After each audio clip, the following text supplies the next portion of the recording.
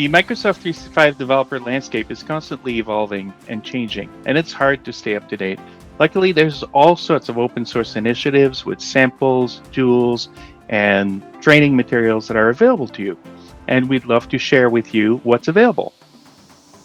And at the Microsoft 365 Community Conference, you can sign up for the workshop from low code to pro code to learn all about the technologies that you know and love. I'll be there to cover Power Platform. Stefan, what are you going to cover? I cover everything around styling and design.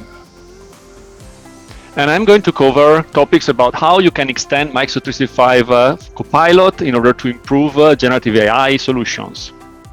And then I'll jump in with SharePoint and Graph REST APIs. Beau? Yeah, and we'll be talking about SharePoint Framework and Microsoft Teams development. List format, wowee! Wowee! Now join us on Orlando at the 29th of April, on Monday 29th of April, or it will be a sunny Orlando. Hopefully you can make it.